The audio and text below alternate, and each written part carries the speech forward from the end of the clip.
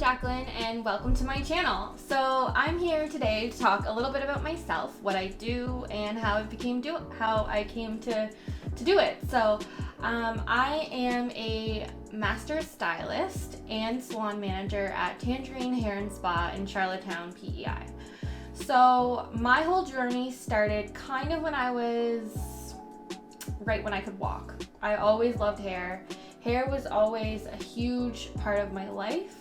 I would watch the hairdressers every single time I would go to the anytime I went to the hairdressers, I would watch every single one of their moves. I would watch their techniques and how they blow dried, how they section. I was obsessed.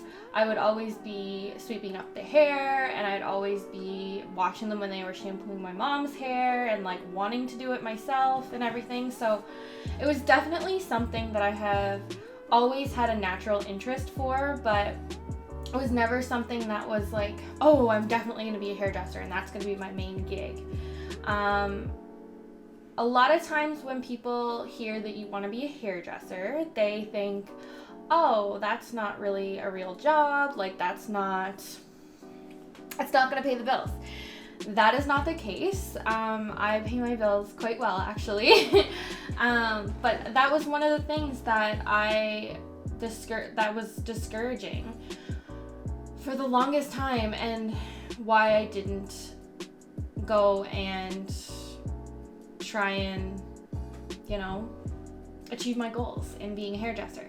That's the word I was trying to say. Pursue my goals as being a hairdresser. So when I was 15, I guess, I've always loved cooking too. Cooking has always been something that's been a huge interest of mine. So I decided when I was in high school, grade 10 or so, I decided that I was going to be a chef. So I never wanted to own my own restaurant. I just wanted to run restaurants, and that was a huge goal of mine.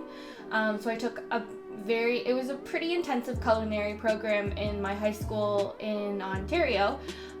So it was all state-of-the-art, industrial grade, oven, stoves, tools, everything was industrial grade. It was a professional kitchen that we learned in, and I did it for grade 10 and grade 11, but hair was always in the back of my head because they had a cosmetology program as well that I really wanted to take, and again I was discouraged for taking that. No, take something that is going to be useful for your future and stuff like that. So thank God I didn't, because everything happens for a reason. I mean, if one thing changed, then maybe I wouldn't be where I am today.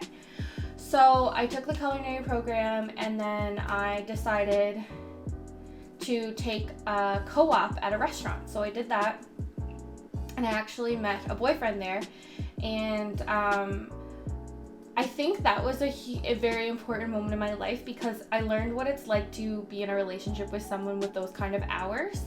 And it was really hard for me because he wasn't there for the stupid things like Canada Day and all those little stupid holidays that if you work in a restaurant, you will be working those holidays.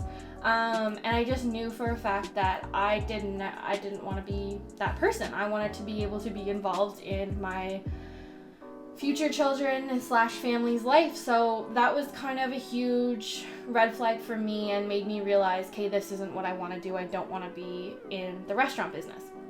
So grade 11 happened. I finished my second part of my culinary program. And then summer of grade 11, my mom and my brother and I picked up and moved to Prince Edward Island for grade 12. So that was a pretty big change. I'm glad that it happened. Wasn't glad that it happened at first. Super pumped to live here now. I love it here. This is home. I will never probably go back to Ontario. Sorry, family in Ontario, but it's not home anymore. This is home now.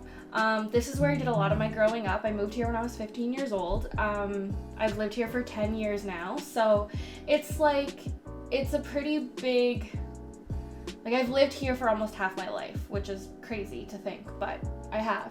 So anyway, so I moved here, went to high school here, finished my grade 12, did not have the same distractions I had in Ontario, being like a 50s, 60s student in high school. And then I moved here and moved from like 50s, 60s student to like a 70s, 80s student, which was pretty cool. I'd never gotten those marks before, and I was like super pumped. I was like, oh my god, like this is what success feels like. This is crazy. I've always been someone that struggled in school, so to have that change, it was really good. So I did what everybody does and applied for university, and I applied for an arts degree at UPEI, and I got in, and I took psychology, and I was there for, I went to 4 years, but I was enrolled for 5. I took a year off in between. That year was brutal. It sucked. And I think I missed the structure, but I didn't know, like, the only structure that I knew, I was setting high school aside, was university. So I was like, okay, I need to get myself back into university and I'll feel better. So I went back into university for a year. Total biggest mistake, waste of time, money, everything. And it was exam time, so it was like April 2017. And I was like, what am I doing? Like, I hate this, I'm depressed, like, I'm miserable, like, why am I wasting my time?